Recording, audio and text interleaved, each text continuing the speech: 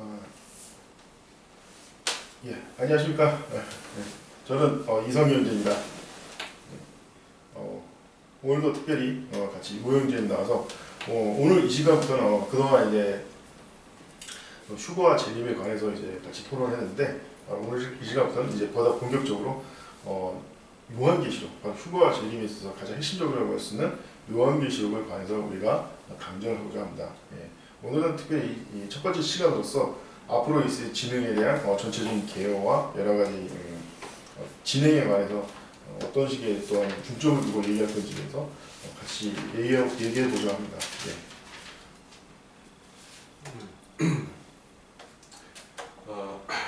요한계시록은 모든 사역자들이 신학자들과 사역자들이 강해하려고 이제 평생의 수건을 가지고 많이들 합니다. 근데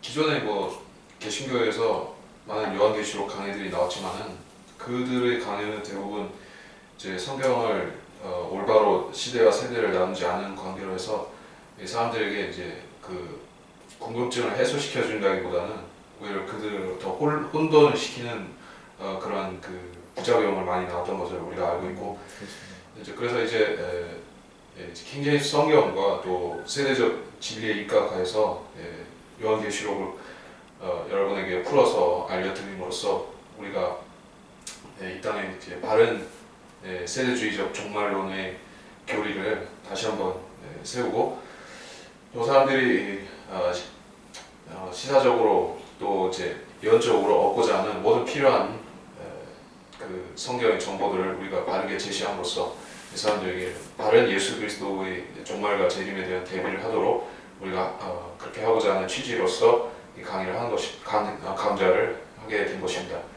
그래서 이번 시간은 이제 본격적인 강론에 들어가기에 앞서서 이제 숨고르기 그런 예비 과정으로서 그렇죠. 우리가 앞으로 다룰 주제들에 대해서 간략하게 우리가 다루면서 어떤 식으로 진행될 것인가 하는 것을 이야기하는 시간이 되겠습니다. 넘겨받으시겠습니다. 예. 일단 제 생각에도 이제 일단 왜 서론이 필요하냐면은 좀 일단 저희가 이제 왜 개론이 필요하냐면은 일단 요한계시록은 성경 제일 마지막 책으로서 많은 논란과 어떤 다양한 해석을 불러왔던 책입니다. 물론 이제 정확한 해석은 바로 하나님께서 알고 계신 그대로 단 하나밖에 없는 거죠. 바로 그것이 진리고 우리 그 진리를 위해서 나가는 것이고.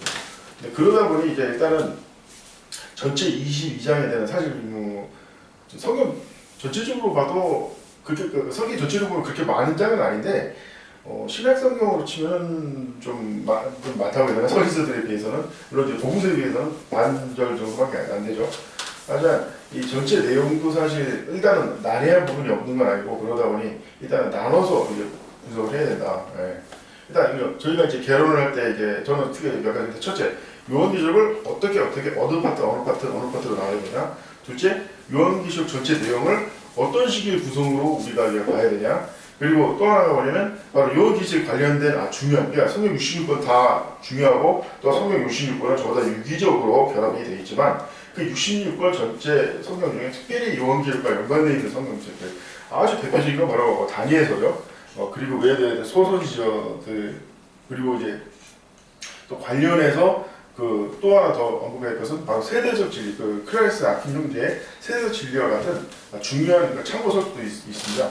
이런 전체적인 거를 우리가 어떤 식으로 참여하고 이거는 저희가 좀 많이 촬영한다든지 이런 거는 좀 이제 배제한다든지 그리고 현재 이 요한계시록 전체 그 해석에 있어서 어떤 사조나 어떤 방향성은 몇 가지가 있는데 대표적인 것만 하더라도 전천년주의, 후천년주의, 무천년주의라는 아주 기본적인 설정에서 그 이스라엘 문제라든지 여러 가지 다양한 게 있습니다. 이런 것을 일단 오늘 좀 간략하게 정리해서 앞으로 이 강좌를 할 때 또 이제 여기 이것을 시청하는 분들이 좀 더 편안하고 정확하게 이제 보다 쉽게 알 수 있도록 이 시간을 정리하는 시간이 될 거라는 생각이 듭니다. 예.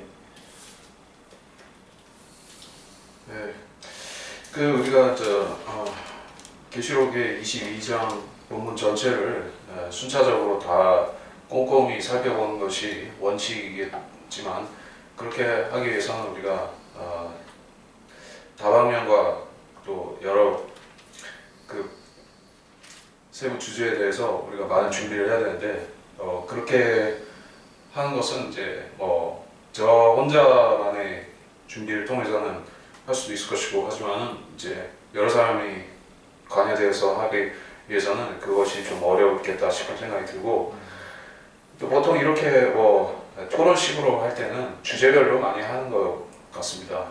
성경 강론을 주제별로 많이 하죠. 그렇게 하는 게 좀 효율적으로 할 수가 있고 그래서 우리가 요한계시록에서 주제를 큰 덩어리로 잡아서 얘기를 하자면 그 서론, 본론, 결론식으로 일단 나눌 수가 있을 것이고 이제 서론에서는 이제 일곱 교회 시대에 관한 내용이 나올 것이고 이제 본론에는 대환란과 관련된 주제들이 나오고 이제 결론부에서는 천년왕국과 영원시대 그리고 이제 종말부, 종지부를 성경의 최종 종지부를 우리가 다루게 되는데 그래서 이제 기본적으로는 이제 세 파트로 나눌 수가 있고 그 중에서 교회 시대와 관련된 이제 계시록 1장으로부터 3장까지의 본문은 우리가 거기서 이제 말할 주제들은 사실 하나로 볼 수가 있죠. 일곱 교회에 대해서 이야기하는 걸로 우리가 시작과 끝을 맺을 수가 있을 것 같습니다. 그래서 일곱 교회 시대를 우리가 첫 번째로 다루게 될 것입니다. 그리고 나머지 이제 대환란에 들어가서는 우리가 거기 나오는 상징과 14만 4천과 진생의 표와 그런 것들은 우리가 하나하나 이야기를 하도록 하겠습니다. 여기서 개론인데 자, 기본적으로 개론이니까 해석의 방향이 어떤 것인가 그 얘기를 했죠. 그래서 아까 말씀을 잘 하셨는데 전천년주의가 있고 호천년주의가 있고 그리고 무천년주의라는 것이 있죠.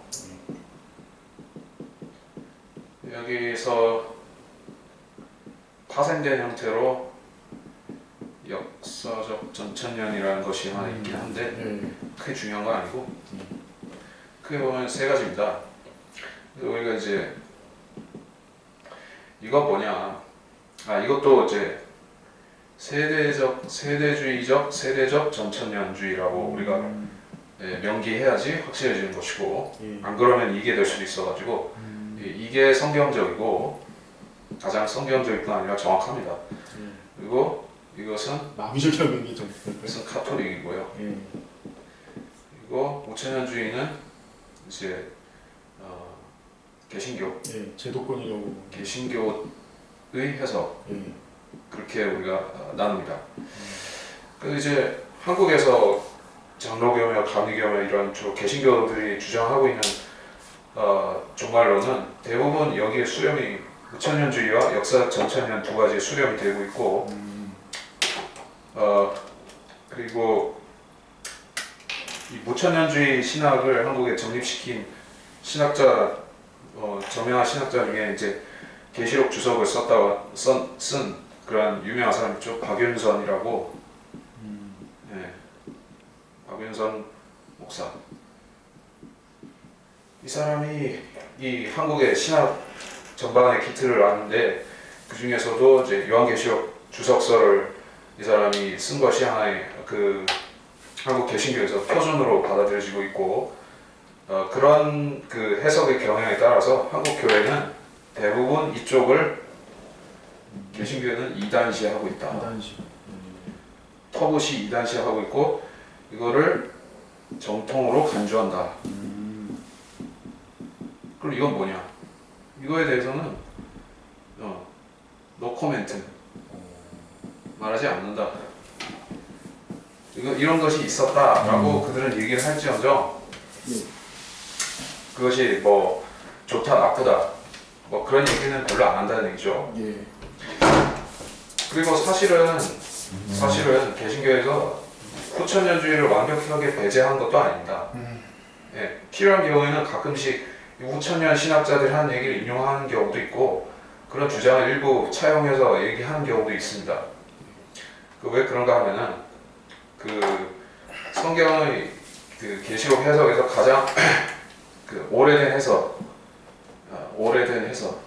가장 오래되었다. 그 다음 오래되었다. 이게 가장 최근에 나왔다. 종교개혁. 예. 이게 제일 나중에 나왔죠. 예. 순서상으로 세대주의가 제일 먼저 나왔고 무천년주의가 그 다음에 나왔습니다. 카톨릭 등장과 함께 무천년주의는 종교개혁과 함께 나왔습니다. 그러니까 이게 뭐냐면은 그 성경 개정을 옹호하는 사람들이 그들이 하는 주장 중에 단골 멘트가 뭡니까? 오래된 사본이 좋은 사본이다. 그런 주장을 합니다. 그래서 알렉산드리아 사본이 있죠. 바티칸 사본이 있죠. 그 오래되었으니까 그것은 오래된 것은 좋은 것이다. 이런 주장을 그들은 많이 하죠. 그렇죠. 예. 근데 그들의 주장의 입각에서 보자면 세대주의가 가장 좋은 겁니다. 왜 가장 오래됐으니까 사도 바울, 이제 교부들, 폴리캅 이런 이제 가장 정통 오래된 교부들이 이걸 주장했습니다. 특히 사도 바울, 신약 서신서 13권을 기술한 그 사도 바울이 가르치고 주장한 것이 바로 이것이기 때문에 이것이 가장 정통이고 또 오래됐고 그럼 이거를 이단시하는 거는 그 제독교의 신학과도 맞지 않죠. 오래된 것을 추구한다는 그 사람들의 신학과도 어긋나는 것이. 이게 제일 나중에 나왔습니다. 개신교는 이거를 또 믿고 있어요. 뭐냐면 그 신학을 최신 사조 역사적 전천년이다. 이제 이거를 제가 내용상으로 자세히 분석은 못했지만은 그들이 하는 얘기를 대충 그 조합을 해보면 그렇습니다. 이제 세대주의에서 한 뭐 10% 정도 다운로드가 있어요. 이를테면 문자적인 천년왕국이 수입된다 하는 것을 그 사람들은 억셉트한다. 뭐 그거는 좋은 거죠. 천년왕국을 인정한다는 거. 그러니까 천년왕국이 있고 그 뒤에 최종적인 심판이 있다고 그들은 가르친다. 개신교 일부도 아니죠. 많은 목사들이. 그래서 그런 바탕하에서 이 사람들은 그 예수님이 환란전 휴거 뭐 이런 것도 믿는다고 얘기하죠. 그런 사람들은 주로 세대주의인데 이 세대주의하고 역사가 전천년하고 이 개신교인들이 분간을 잘 못하다 보니까 환란전 휴거를 옳다고 생각하면 이쪽으로 넘어갔다가 그거 아니라고 하면 또 역사가 전천년 와가지고 환란 후 휴거 믿었다가 이렇게 왔다 갔다 많이 하는 것입니다. 그래서 우리가 잘 보면 이제 이 구원론의 입각에서 보면은 세대주의는 은혜복음입니다. 행위를 배제하죠.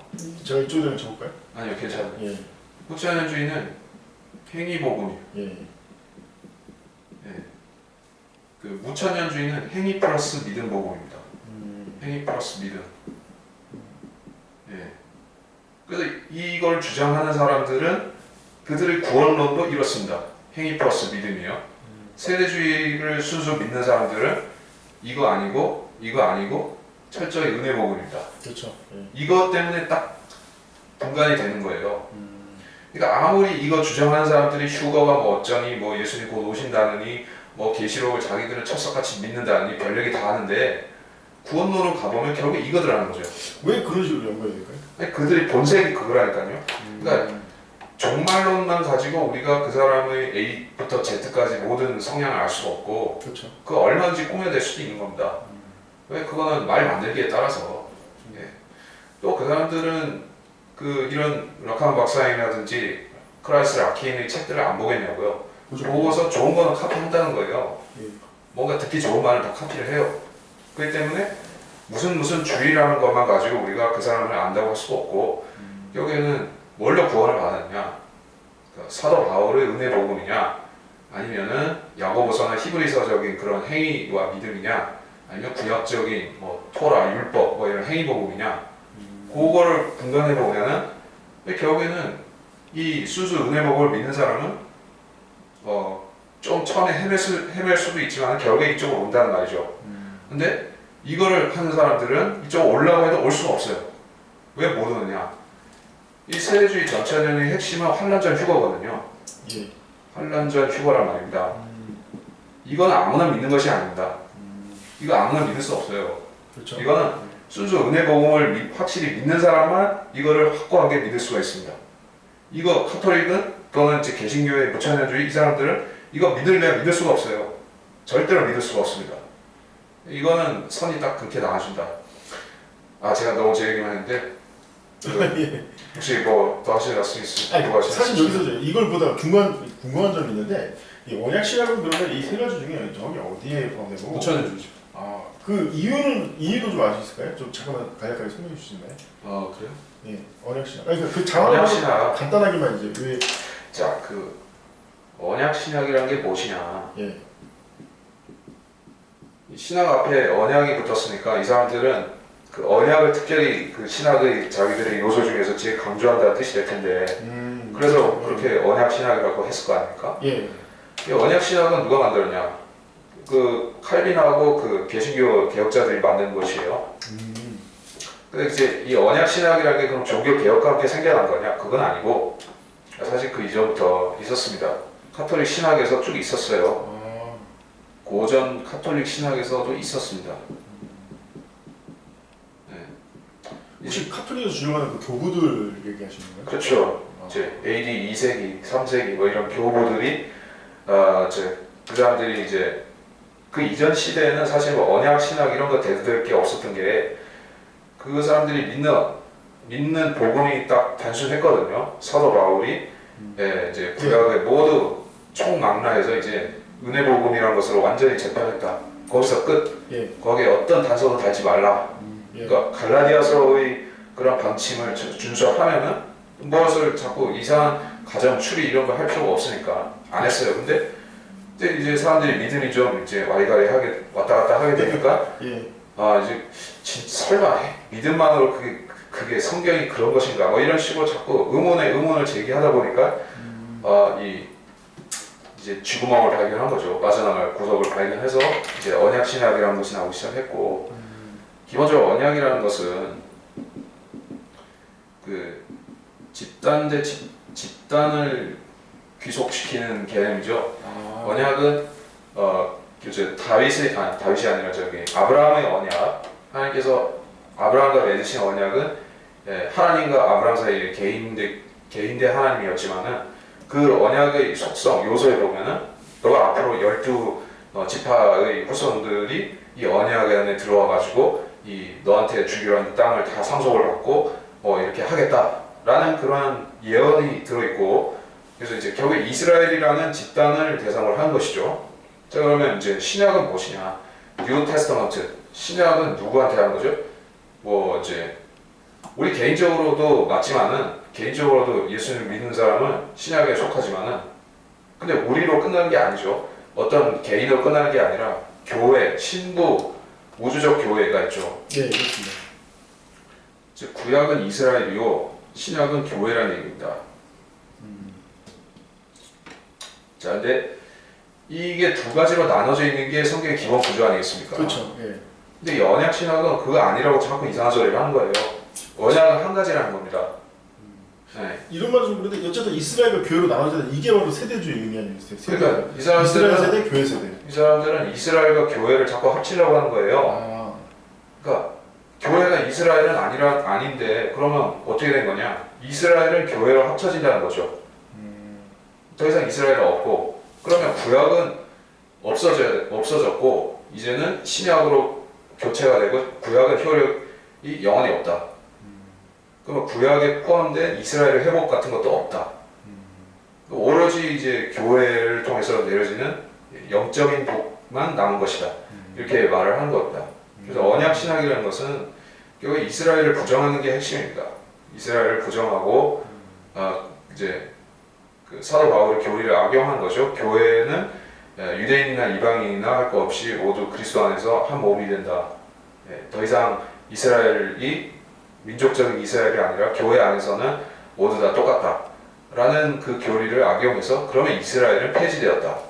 이런 주장으로 나아가는 것이죠.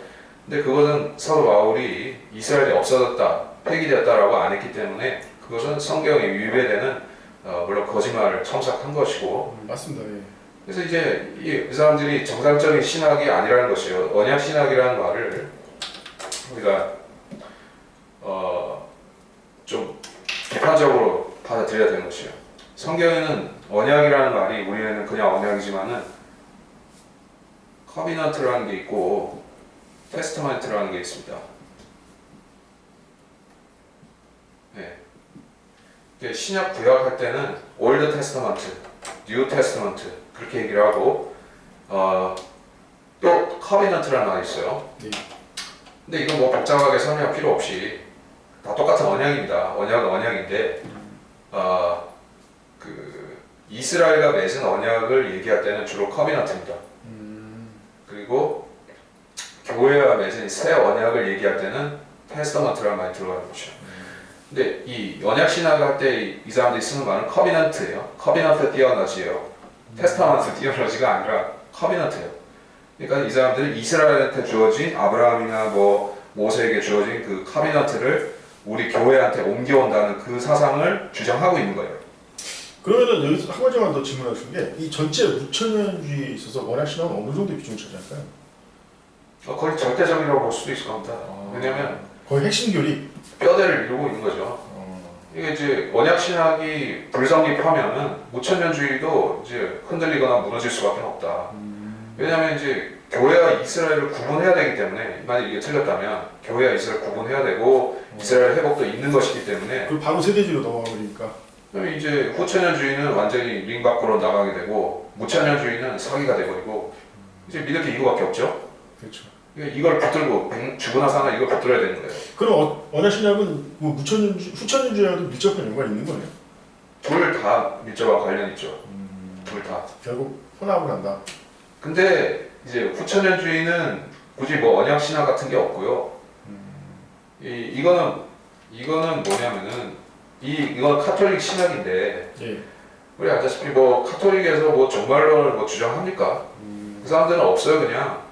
그렇죠. 최후의 심판이 뭐 언젠가는 오겠지 이 수준이라서 이 사람들은 뭐 연구를 안 한단 말이에요. 카톨릭에서 종말론 연구 자체를 안 해요. 그러니까 명목상 이런 게 있다는 거예요. 그 사람들이 뭘 구체적으로 연구하고 뭐 발굴하고 그딴 거 없으니까는 이건 그냥 존재하는 거고 무천년주의는 그래도 거짓일망정 연구를 하니까 이런 신학적인 뼈대가 필요하죠.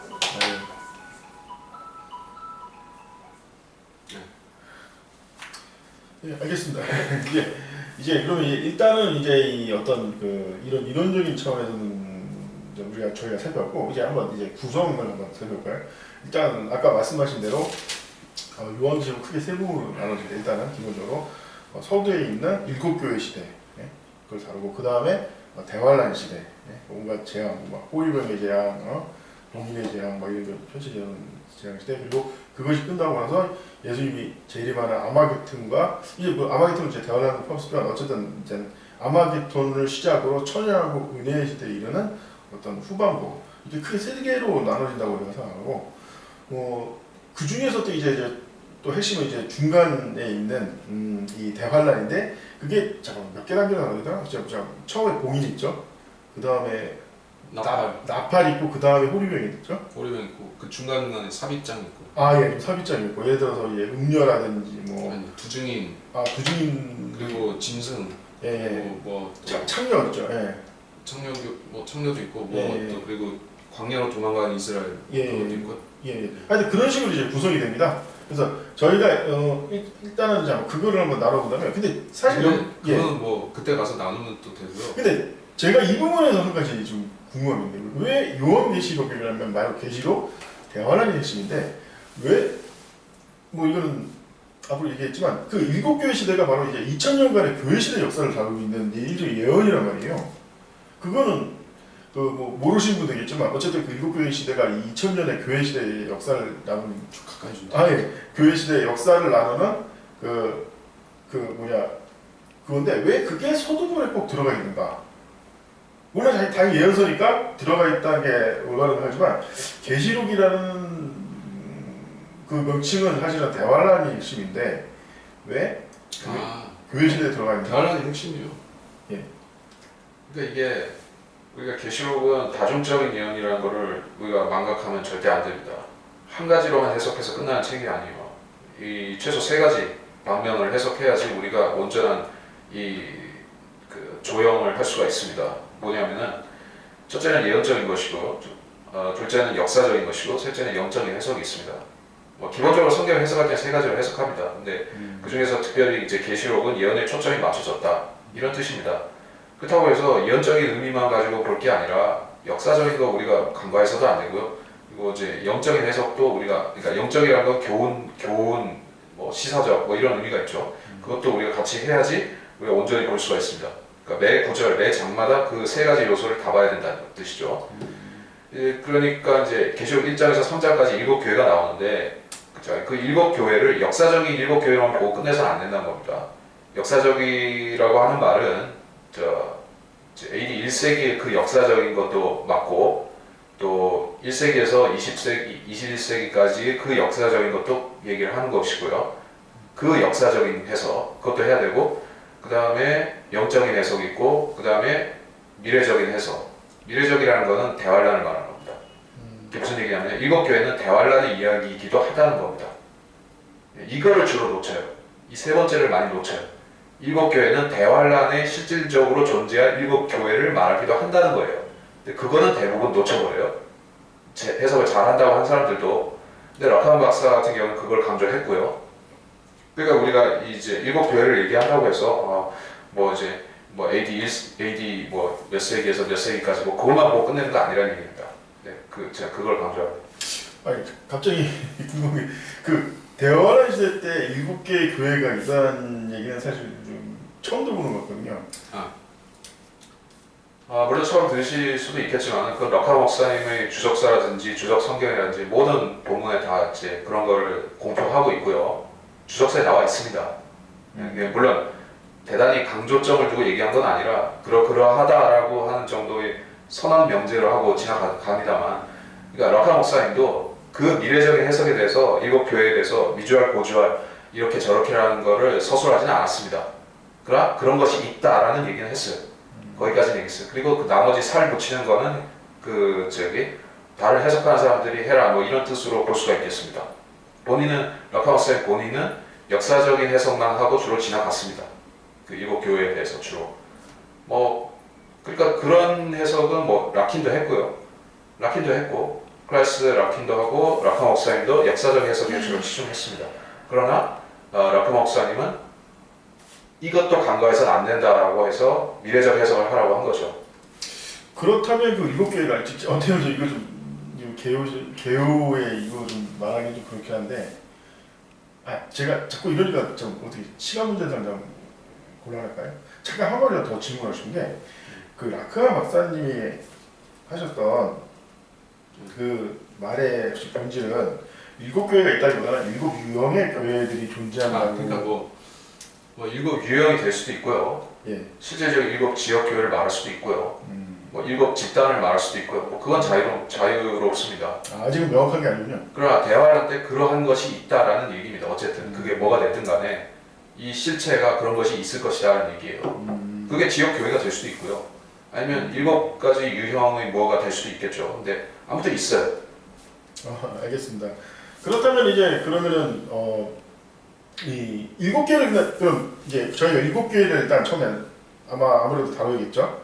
예, 그러면 이제 7개를 좀 간략하게 다루고 그 다음에 대환란에 관련해서 이제 근데 잠깐 또 질문을 좀 해도 될까 모르겠네. 사실은 제가 여기서 이제 사실은 차라리 이 시간이 좀 저한테 유쾌한 시간이 된다고 생각하는 게, 그동안 저도 나름대로 공부를 했다고 하지만 아직 많은 의문이 있습니다.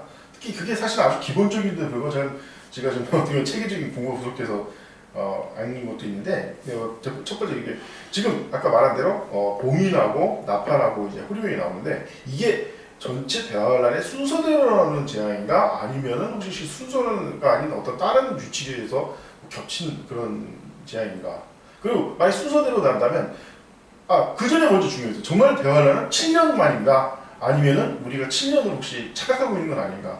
뭐 예를 들어 14년이라는 어떤 사람은 주장하기도 하고 그런 경우가 있습니다. 그거는 어떻게 볼까요?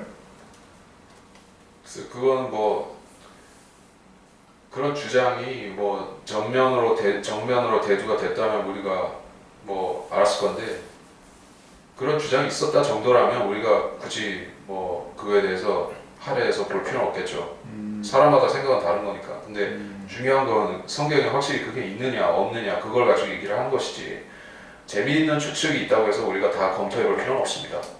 뭐 사람마다 뭐 희한한 생각도 다 할 수 있는 것이고요. 그러면 그러면은 이제 잘 모르는 사람들이서 왜 그러면 일반적으로 7년으로 말하는가에 대해서 잠깐만 그럼 얘기를 할까요? 바로 그 어떤 두중인의 사역이라든지 그 어떤 13마사체 사역이 딱 전설면반이고 그것이 크게 어떻게 보면 전반 후반으로 나눠지니까 합쳐서 7년 대환란이다. 그리고 실제로 그 외의 예언서에도 한때, 두때, 반때라는 식의 설명도 많이 있고 그런 것이 보통 보면은 전체 대환란기에서 한 절반 정도에 속하는 그걸 묘사하기 때문에 우리 7년으로 본다. 이게 좀 정확한 일단 이완적인 해석이겠죠?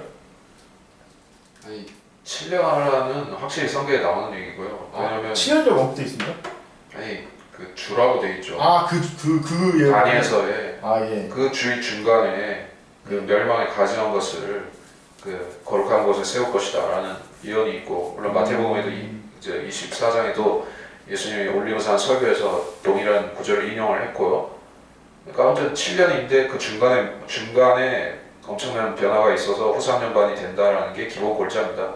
그거를 엎을 만한 어떤 근거도 없습니다. 성경에 7년은 확정적이에요. 그리고 이제 7이라는 숫자 자체도 하나님의 역사, 사역, 완결성 이런 거를 뜻하는 엄청 상징이 강한 숫자이기 때문에 3년 반 대환란 하면은 그것은 이스라엘에게는 적용이 될 수 있겠죠. 근데 7년 대환란이라고 해야지 7년 환란이라고 해야지 그것이 온 인류한테 적용이 되는 것이다. 이렇게 본 겁니다. 알겠습니다. 자 그렇다면은 아까 아까 전에 한 질문으로 돌아와서 이 일곱 봉인, 그러니까 일단 그냥 수학적으로만 계산해보면 일곱 봉인이라는 일곱 봉인 다 합치면 21번의 재앙이란 말이에요. 편하게 좀 더 나올 수 있는데 그렇다면 이게 1년에 3번씩 나오는 재앙인가 아니면 어떻게 할까요? 이런 재앙의 구성이? 그거는 확정적으로 뭐라고 말할 수는 없는 겁니다. 왜냐하면 일곱 봉인 같은 경우에는 최소한 그것이 7년 전체라고 볼 수 있는 요소가 많고요.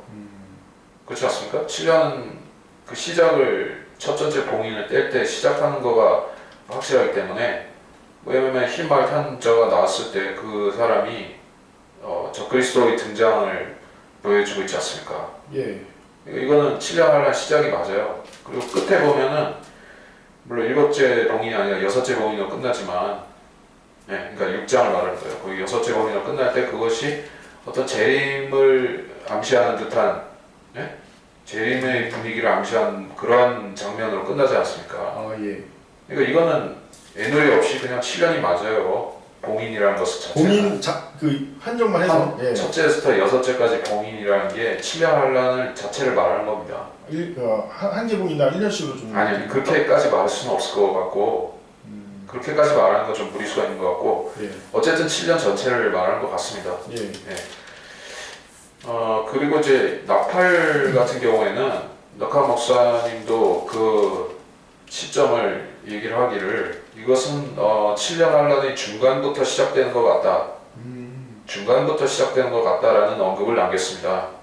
저도 그런 것 같고요. 나팔 같은 경우는 그렇게 보이고요.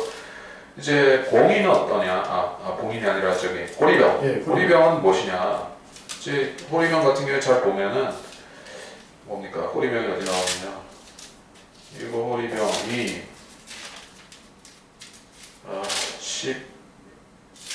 13장, 14장. 검색을 좀 해볼까요? 아니. 지금 성경 보고 있습니다. 16장인데, 자, 이 16장 전체에 걸쳐서 보면은, 호리병을 쏟을 때 뭐가 시작되냐면은, 첫째 호리병이 뭐냐면은, 진성의 표를 받은 자들에게 악취가 나는 심한 황제가 생깁니다. 이제 이게 뭐냐. 이제 전설년반에는 아니에요, 확실히. 그렇죠. 그럴 수가 없고 이 진수의 표를 전반적으로 다 받았다는 뜻이죠. 한참 또 시간이 경과했다는 뜻일 거고요. 그러면 이게 7년 환란의 중간을 좀 상당히 넘긴 시점이라는 느낌이죠. 후반부 쪽에 치우쳐 있다. 그걸로 시작이 되니까 호리병 자체가 그리고 나서 둘째 호리병, 셋째 호리병 하면서 이제 심판이 전개되는데 그 심판들도 앞서 나팔 재앙보다도 좀 극심합니다. 극심하고 전면적인 심판이 내려지기 때문에 이거는 이제 상당히 뒷부분에 있다. 그래서 이제 시간적인 선호 순서를 말하자면은 나팔 재앙보다 호리병 재앙이 더 뒤에 있다라는 말을 성립할 수가 있습니다. 그러나 이제 봉인 같은 경우에는 7년 전체를 다루는 것이 맞습니다. 자, 그렇다면은 이제 대화란 전체에 있어서 이제 아까 막 주제를 지금 좀 얘기하면 일단 저는 한 주제를 한 10가지 정도가 이 주제를 나눌 때 이제 핵심적인 이제 논란거리가 좀 대표적인 게 사실 이제 저도 지금 항상 헷갈리는 게 14만 4천이라든지. 근데 우리가 이거 결혼이라고 한 이 시간은 이 첫째 시간 끝내고 둘째 시간에는 일곱 교회를 바로 들어가려고 하는데 괜찮으시나요? 예, 괜찮습니다. 예. 물론 일곱 교회를 한 시간에 못 끝낼 것이고 음. 3개, 4개 하다가 다음 시간 넘어가고 할 것 같은데 예. 그렇게 하려고 합니다. 예. 예, 아무튼 이번 시간까지 결혼입니다. 그렇게 한데 사실 지금 미리 좀 말씀드릴게요. 제 나름대로 이제 일곱 교회에 대한 해석이 있습니다. 이게 지금 딱 어떤 제가 아는 한데서 신학자들 중에 일단은 그런 식으로 해석을 하는 사람이 없고요. 또 이제 더 중요한 게 아까 말씀하셨지만 이제 일곱 교회 관련해서 대화란 어떤 거 이제 포함되어 있다는데 저는 그걸 완전히 교회시대 쪽으로만 해석을 하고 있거든요. 그게 잘못된 거라고. 아니 그렇긴 한데 제가 그러니까 제가 자신 있게 그게 잘못된 거라고요라고 말씀을 드리는 이유가 예. 사실 또 읽었겠지만 너크만 목사님이 주석서에 그런 기술 내용들 그러니까 뭐냐면은 계시록 2장과 3장에 나오는 그 교회들에 대한 말씀 중에 환란 교리들이 계속 나오고 있단 말이에요. 대환란 교리들이 계속 나온단 말입니다. 그 일곱 교회에 대해서 후렴구마다 계속 붙어요. 이렇게 하면 뭐 생명의 책에서 지워버리지 않는다. 뭐 이렇게 해야지 뭐 행위와 관련된 거. 자기를 정결케 해야 되는 그래야지 구원을 유지하고 이런 교리들이란 말이에요. 환란 교리잖아요. 근데 그게 일곱 교회의 후렴구에 계속 나온단 말이에요. 근데 그거를 그냥 건너뛰니까 이게 순수 신약 교회 시대에만 해당된다라고 착각할 수가 있다. 근데 그렇게 하면 안 되죠. 근데 그거를 이런 생각입니다. 아예 그 부분에 있어서 개인의 구원 문제랑 완전히 배제돼 버리면 또 이해가 들어지는 아니야. 그러니까 애초에 일곱 교회에 나오는 그 내용들을 개인의 구원이라고 말하기 뭐한 게 애초에 전제가 뭐냐면 일곱 교회의 성도들한테 보내는 문제가 아니라 천사들에게 천사에게 아니 그 개인과 전체의 문제라기보다는 교리라는 건 기본적으로 개인이 이게 1차적으로 적용되는 거고요. 그 다음에 집단입니다. 그러니까 신약 교리만 개인적인 게 아닙니다. 무슨 말인지 아세요? 유대인에 대한 그 교리도요. 유대인의 구원론이라든지 그런 교리도요. 1차적으로 개인적인 겁니다. 전부 다. 그러니까 일곱 교회에 대한 말씀들을 일곱 교회라는 천사라는 그 하나의 뭐 추상적인 거기에 맞춰서만 보는 게 아니라 여기 나오고 있는 구원 교리에 해당하는 사람들, 개인들이 존재하는 겁니다. 그러니까 그거는 절대로 무시할 성질이 아니라는 얘기예요. 하여튼 그런 차원에서 이제 자세한 건 어차피 다음 시간에 또 다룰 거니까 다만 이제 다음 시간에 이제 이 토론에 들어가면서 또 이제 어떻게 보면 혼란을 초래할 수 있는 상황에서 미리 좀 전제를 좀 그런 쪽으로 나가더라도 나름대로 좀 뭐 마음의 준비하고 또 이제 이번 시간은 뭐 내 주장이 완전히 그 관철시키려다는 이런 주장도 있다는 식으로 일단 한번 들어줄 수 있는 생각에서 잠깐 얘기했습니다. 일단 아까 말한 대로 이제 핵심 주제 같은 걸 이제 이렇게 정하는데 대표적인 게 이제 14만 4천은 뭐 누구인가, 적그리스도는 어떤 존재인가, 아까 제가 말했던 이제 글쎄요 그거는 너무 좀 주장이 미약해가지고 측면 대화라든가 아니면 또 다른 기관을 걸 수 있는가, 혹은 이제 이스라엘의 회복에 관련된 이런 각 이 주제를 좀 이제 우리가 선정을 해서 예를 들어서 이제 그 주제별로도 우리가 일단은 일곱 교회 그 다음에 대화라 본론 그 후반부 그렇게 또 나가지만 그 순서 끝나면서 곧바로 이제 주제별로도 이 토론하는 형식으로 이제 나갈 것 같습니다. 그건 맞죠? 그렇게 하는 게 좋겠죠? 네. 그래서 그런 식으로 하고 무엇보다 우리가 이제 물론 당연한 거지만 다시 전제까지 하고 이 세대주의가 진리라는 걸 확실히 믿는 올바른 그리스도인들이고 당연히 우리는 세대주의를 중심으로 다른 이 후천주의나 무천주의에 대해 잘못된 주장을 비판을 하면서 또 이제 그동안 물론 같은 우리 믿는 형제들이 주장하는 바이더라도 나름대로 이것은 좀 아니다 싶으면 또 비판을 하고 논쟁도 해보고 그러면서 이제 나름대로 이제 다시 한번 이제 돌아보는 시간이 되길 바랍니다. 근데 저는 뭐 많은 주장들에 대해서 그거를 어떤 평가를 내리는 거는 필요하기도 하지만은 그게 사실 다양한 신학자들의 주장에 대해서 평가하는 것은 그런 전문적인 사역은 따로 있습니다. 그게 피터 러크만 목사님이 하셨던 사역이 그거죠. 예. 많은 교계의 많은 신학자들의 주장들을 하나하나 열거해서 비판하는 사역입니다. 그것이 하나의 주석서에도 그런 내용이 많이 주를 이루고 있어요. 그게 좋은 점도 있습니다. 뭐냐면 그런 시사적인 정보를 요하는 사람들에게서는 그게 많은 도움이 됩니다만은 그런 거 필요 없이 순수 본문의 내용만 알고 싶은 사람들, 그 해석의 궁금증만 이제 풀고 싶은 그 욕구가 더 강한 사람들에게 있어서는 뭐 칼빈이 뭐라고 했다, 뭐 네이첸이 뭐라고 했다, 뭐 어거스틴이 뭐라고 했다더라, 뭐 그런 얘기는 좀 제3자적인 얘기고요. 아, 알겠습니다. 별로 갈급하지 않을 수 있다는 거예요. 그래서 우리는 이 골자가 뭐냐, 내용의 본질이 뭐냐, 이 원론적인 걸 다루는 게 이제 우선 해야 될 것 같다. 알겠습니다. 자, 그렇다면 좀 여기서 이제 혹시 뭐라도 질문 하나 더 하는 건데, 안 하는 경우에는 이제 이런 토론을 할 때 이제 잘못된 변개된 성경들을 이제 가져와서 그 본문과 이제 다른 성경의 본문을 비교하면서 그 차이점을 통해서 또 한번 이제 의미를 되새기는 경우가 있습니다. 혹시 그것도 좀이 요한계시록 토론을 하면서 이제 할 것인가, 아니면 그것도 아까 제가 말한 대로 그것도 좀 너무 사족 같으니까 좀 이제 예. 그러니까 다 할 수 있어요. 예. 근데 뭐 여러 가지 하려다가 예. 이렇게 제일 중요한 걸 못 챙길까 봐 그렇게 얘기를 한 거고요. 아, 예. 시간만 무한대로 있으면 다 할 수 있는 거죠. 예, 하는 거 나쁘지 않습니다. 근데 우리가 제한된 시간 속에서 알짜를 최대한 하려고 하는 겁니다. 그런 취지라 보시면 되고, 특별히 어떤 언급할 거가 있으면, 어떤 인물이나 어떤 주장에 대해서 특별히 언급해야 될 게 있으면 그건 그때 하면 되는 것이고요.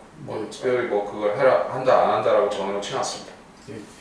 좀 그러면은 이제 이걸 좀 질문했는데, 아까 이제 본문 문제는 좀 이 정도면 어느 정도 정리가 되는데, 사실 아까 언급한 대로 이제 성경 자체적으로 이제 굉장히 밀접한 연관이 있는 책들이 있습니다. 대표적으로 요한계시록이겠죠. 그리고 스가랴서라든지, 혹은 이제 신약 성경들 중에서도 대표적인 게 이제 데살로니가 정에서 같은 책들, 이렇게 밀접으로 관련된 책들은 앞으로 이제 저희 토론에서 어떤 식으로 다루는 게 좋을까요? 일단 특별한 시간을 다니엘서라든지 특별 시간을 정하는 게 될까요? 아니면 좀 부분마다 이제 적당히 언급하는 걸로 보는 게 좋을까요? 그럼 그때 하고 싶은 대로 하면 된다는 말씀이에요. 그걸 근데 어쨌든 우리가 핵심으로 지금 하려는 건 요한계시록이니까 예. 요한계시록 위주로 하는데 예. 필요하면 히브리서든 야고보서든 무슨 어디든 인용할 수는 있죠. 그렇게 하는 게 토론 아니겠습니까? 예. 그렇긴 한데 이제 또 이제 요한계시록 하면 워낙 특히 다니엘서 같은 경우는 너무 이제 요한계시록 같아서 따라오는 말씀이다 보니까 나름대로 이런 요한계시록 하는 김에 다니엘서도 해줬으면 하는 사람도 있을 수 있고 너무 처음부터 과역을 하면 안 돼. 과역을 내면 안 되고요. 예, 알겠습니다. 이거 하나라도 제대로 하는 게 얼마나 큰 일인데요. 그렇죠. 요한계시록 하나라도 제대로 해석하는 게 이게 막중한 일인데요. 다 어떻게 팔방미인격으로 잘할 수는 없고 하면 좋겠지만, 근데 우리 자신의 능력을 너무 과신하면 안 되겠죠. 예, 알겠습니다. 그다음에 그거는 사실 좀 일단 해보고 나서 해야 된다고 생각드네요. 좀 마지막으로 이제 아까 말한 대로 이제 성경도 성경이지만 특히 이제 아까 그 다니엘서 같은 그런 역할을 하는 책이 하나 있는 게 바로 세대적 진리입니다. 이거는 사실 어떻게 보면 우리가 굉장히 이제 요한계시록 자체 강의에 있어서도 중요한 요소서 이거는 어떻게 미리의 한번 세대주의를 좀 언급하거나 좀 소개를 하고 넘어가야 되는 건가 하는 생각도 드는데. 저는 어떻게 생각하냐, 크랜스 라킨의 세대적 진리죠. 세대적 진리라는 예. 책은 예. 기초 교양서입니다. 세대주의의 모든 걸 알려주지는 않지만 이 책을 두어 번 독파를 하면 이제 세대주의에 대해서 뭔가 할 말이 생기는 거죠. 그리고 누구한테 질문을 받았을 때 뭔가 답변할 거리가 생기는 정도다. 그렇지만 더 세부 사항으로 넘어가니까 막상 어떤 성경 본문을 펼쳐놓고서 임의의 성경 본문을 딱 펼쳐놓고서 이것을 세대주의적으로 해석해 보시오 라는 질문이나 요구를 받는다면 단지 그 세대적 진리를 좀 읽었다는 서너 번 읽었다고 해서 그걸 이렇게 능숙하게 할 수는 없죠. 그렇죠. 예. 그렇게 하려면은 성경을 구절 바이 구절로 자기가 따로 연구를 하는 겁니다. 그러니까 그러면서 자기 나름의 세대주의적인 원칙들을 자기 안에 스스로 정립하면서 그런 체질화시키는 과정이 있는 거예요. 그 책을 보는 거는 그야말로 제가 말씀드리지만 기초 교양 같은 것이에요. 교양 강좌 같은 것이고 그것에서 세대주의를 다 터득할 수는 없다. 하지만 바꿔 말하면 그것이 기초 교양인 만큼 그걸 안 하면은 또 그 다음 과정으로 넘어가기도 어려운 정도다. 자, 그렇다면 이제 나름대로 제 나름대로 이 부분에서 변론을 한다면 이렇게 되네요. 이제 일단은 이제 요한계시록에 저희가 강좌하고 나름대로 최대한 알기 쉽게 접근하지만 정말로 이제 요한계시록에 보다 좀 심도 깊게 또 강의를 듣고 뭔가 좀 나름대로 이제 요한계시록 공부를 하고 싶다면 기본적으로 이제 오늘 이제 첫 번째 강의 이제 다니엘서를 꼭 읽어봐야 되고 그 다음에 자, 우리가 예. 지금 하는 얘기는 뭐 세대적 진리를 읽은 사람들한테만 맞춰서 하는 거 아니고요. 예. 모든 그러니까 최소한 성경, 개혁 성경이든 무슨 성경이든 성경을 그래도 읽어본 사람은 계시록을 관심 있게 좀 읽어본 사람은 감이 올 수 있게끔 그렇게 쉽게 얘기를 하는 것이 관건입니다. 예. 세대적 진리를 공부한 사람들의 포커스를 맞추지는 않습니다. 알겠습니다. 그렇다면은 글쎄 여기서 이제 거의 마무리 단계에서 한번 이런 질문을 좀 몇 가지 한번 해보고 싶습니다. 그렇다면 이제 이거는 좀 느끼겠어요. 제가 사실 오늘 이 시간에도 다뤄봤지만 참 희한하게도 정말 신학을 다루고 또 신학의 체계를 잡는다면 그 핵심 항상 요한계시록이었다. 어떤 학파, 어떤 종교, 어떤 교단이든 신학이라는 것을 체계화시키고 신학이라는 걸 정립할 때 반드시 그 중심에는 요한계시록이 있었다 이렇게 볼 수 있다는 생각이 들더라고요. 그래서 또 한 요한계시록이 아이러니하게도 세상에서 가장 유명한 책이고 아니 뭐 유명하다고 표현하면 좀 그렇지만 워낙 충격적이다 보니까 그런 것도 한데 그 사람들의 관심도 많이 받는 책인 것 같습니다. 왜 그럴까 과연? 그렇다면 이게 물론 당연히 관심 갖는 게 당연한 것 같은데도 왜 사람들은 요한계시록에 관심을 갖는 것일까라는 질문을 받으면 어떻게 우리는 답을 할 수 있을까요? 한번 그에 대해서 뭐 특별한 생각을 어떤 형제의 생각을 들어보고 싶은데. 요한계시록이 왜 사람들이 관심을 사는가? 예, 글쎄, 저는 일단 그 그리스도인이 입장에서는 가장 자신의 소망이 예수님의 재림이기 때문에 거듭난 그리스도인들은 그 예수님이 다시 등장하는 요한계시록에 관심을 기울이는 것은 뭐 태생적으로 그럴 수밖에 없는 것이다. 거듭났다면 그거는 자연 발생적으로 계시록에 관심을 가지게 된다고 보고요. 혹여 그리스도인 중에서 잘못된 신학을 배워서 이걸 이단시하는 걸 배워가지고 억지로 관심을 안 두는 경우도 있겠지만 적어도 성경을 자기 스스로 공부할 줄 아는 사람이라면은 또 거듭난 그리스도인이라고 하면은 그의 관심은 무엇보다 요한계시록이 될 수밖에 없다. 왜냐하면 재림을 소망하는 것은 그리스도인의 의무이자 기본적인 그 크리스찬의 성품이라고 볼 수 있기 때문에 성품 요소에 들어가기 때문에 그거를 안 하는 사람이 이상한 거죠. 그리고 그리스도인이 아닌데 계시록에 관심을 가지는 경우는 무엇이냐? 그거는 이제 거짓 종교에서 악용하기 위해서 그렇게 하는 것인데 계시록은 물론 악용할 수 있는 요소들이 있습니다. 어떤 면에서 기본적으로 사람들의 두려움과 공포를 자아내는 많은 구절들이 계시록에 나오는 것이죠. 물론 계시록에만 그런 칠량환란의 두려움이 나온 건 아니지만은 칠량환란이라는 것 자체를 자세하게 조명하는 이를테면 요한계시록 13장 같은 경우에 짐승의 등장 그리고 적그리스도의 666표 그것을 받지 않은 사람들에 대해서 어떤 일이 생기는 것인가 이런 부분들이 이제 그리스도인들 건전한 종말론을 정립한 그리스도인들에게 있어서는 그것은 하나의 지식이지만은 이거 아직 거듭나지 못한 사람들에게 있어서는 자기들한테 해당되는 얘기라고 보기 때문에 이거는 공포와 경악과 두려움과 좌절을 가져온다 이렇게 볼 수가 있죠. 그래서 이 교리를 기초로 해서 사람들을 니콜라파적으로 지배하고 악용하고 돈을 받아내고 이러한 사이비 종교들을 만들어낸 것이다. 그만큼 우리가 이제 계시록의 그러한 폭발적인 속성, 위험하기도 하지만 큰 은혜가 되기도 하는 그 양면성을 우리가 이해를 해야 된다. 이렇게 보는 것입니다. 제가 사실 이런 질문을 하다 보니 한 가지 사실 문득 생각난 게 있는데, 생각해보니까 이 요한계시록 핵심은 이제 어떻게 보면 마지막 때 심판이라고 한마디로 이제 정의해도 뭐 틀릴 건 없다고 생각되는데, 이 마지막 때 심판의 개념은 사실 저희 성경에만 나오는 건 아닙니다. 이 세상 많은 종교나 많은 사상에서도 다루고 있는 내용들이거든요. 그럼에도 불구하고 유독 요한계시록이 관심을 갖게 되는 것은 뭔가 그들과 이제 차별되는, 물론 이제 그거 따지면 뭐 몇 시간 해도 이제 부족하지만 어떤 그들과 근본적으로 차별되는 몇 가지 요소를 꼽으라면 무엇이 있을 것인가? 제 개인적인 생각은 일단 당연히 이제 은혜의 복음이죠.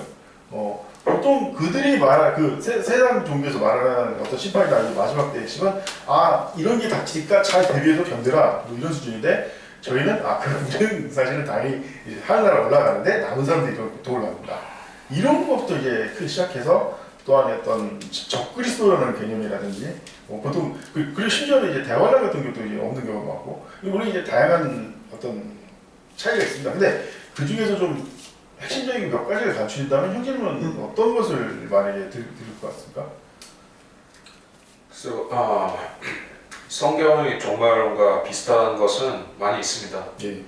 많이 있는데 사실은 그 많이 있는 것들이 대부분 요한계시록과 다니엘서 등에서 차용해서 이렇게 책을 만들거나 교리를 만드는 것들이 대부분이라서 엄밀히 말해서 성경과 비슷하지만 성경과 완전히 다르다고 할 수 없는 하나의 유사 사례라고 볼 수밖에 없죠. 그 중에서 많이 유사한 것이 뭐 격암유로 이런 책이 성경의 요한계시록과 유사하다는 얘기를 많이 합니다. 근데 사실 뭐 저는 격암유로에 대해서 연구를 한 거 없고 그 책 이름만 알고 있습니다. 근데 목자가 뭐 얘기하기를 거기에 이제 요한계시록의 사건들과 유사한 것들이 있대요. 그래서 제 생각에는 아마 그 책 경전을 만든 사람이 요한계시록을 놓고서 참조를 했을 거라고 봅니다. 그래서 그런 책들의 특성은 뭐냐면은 이제 심판을 내리는 주체, 또 심판을 내리는 이유, 또 그리고 심판의 결과, 그리고 궁극적인 그 하나님께서 그러한 고통과 심판을 주는 궁극적인 목적이 무엇인가 하는 것에 대한 철학적이고 깊이 있는 통찰이 부재하다. 그들은 그 극심한 고난, 고통, 뭐 전란, 뭐 3차 대전, 뭐 이런 것의 두려움은 묘사를 하지만 그 근원에서 왜 이런 일이 일어난다. 그래서 결국에는 목적이 뭐냐? 이런 일들을 하나님께서 일어나게 하시는 근본적인 이유와 목적과 그게 뭐냐? 이런 철학적인 게 전혀 없어요. 그냥 현상적인 것만 얘기를 할 뿐이에요. 그것도 성경과 유사하게 짜깁기 해가지고. 그러니까 사람들한테는 기억에 남는 게 없다는 거죠. 두렵다, 무섭다, 이런 일이 일어나면 큰일 나겠네. 어디로 도망갈 수 없을까? 뭐 이런 사람들이 1차원적인 생존 본능, 뭐 이런 것만 자극을 하지. 그래서 어쩌란 말인가라는 게 없다는 얘기예요. 회개를 하라든지, 그러면 이제 예수님을 믿고 이제 똑바로 살라든지 그런 것이 없어요. 그게 가장 큰 차이점이라고 저는 생각을 합니다. 사실 오늘 이제 개요다 보니 이제 나름대로 이제 전체적인 부분에서 질문을 많이 하게 되는데, 사실 제가 아까 질문한 것 중에 하나는 재미나는 사례, 대표적인 게 이제 크게 두 가지가 있는데, 하나가 바로 물론 이제 크게 두 가지로 좀 말하는 건 있지만 그냥 대표적인 두 가지는 바로 그 전세 노스트라다무스의 공포의 대화, 1999년도에 데려온다는 마부스, 요즘 세간에는 그것이 이명박이었다는 그런 재미있는 소문도 있죠. 그거는 여담이고, 또 하나가요, 그 불교에서 보면 미륵이라고 하지 않습니까? 이 미륵이 바로 이 메시아 사상이에요.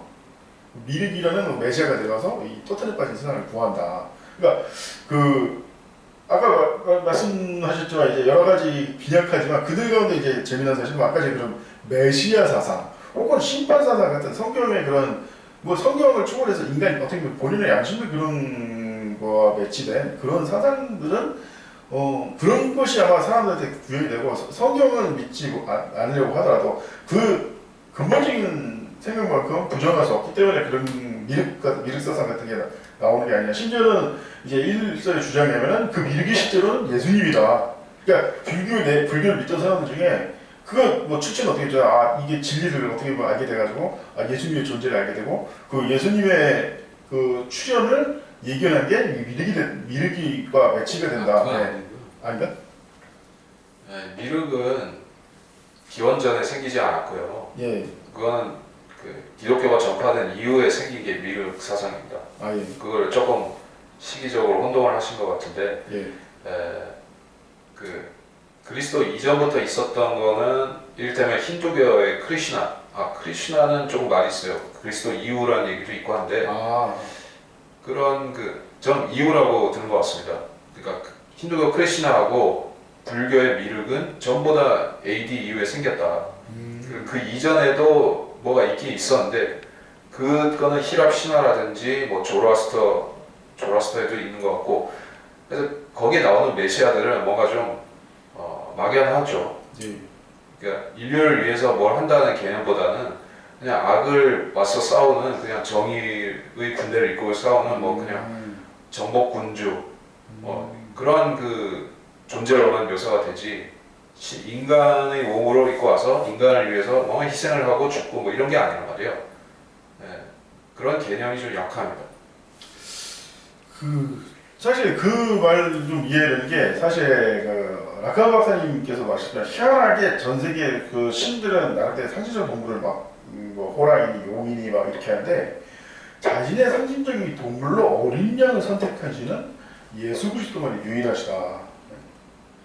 그런 것은 어떻게 보면 이 초림의 예수님의 어떤 그 우리를 구원하고자 하는 메시아, 그러니까 이제 정확히 희생양, 우리를 대신하는 대속주 이런 개념인데 다른 종교는 그런 게 그런 개념조차 성립할 수 없는 그런 차원이기 때문에 그런 것이고 사실 그런 차원에서 이제 이 재림의 예수님은 막 이 초림의 예수님과 너무나도 이제 상이하지 않습니까 모습이. 진노의 어린 양자. 예, 그렇게 보시죠.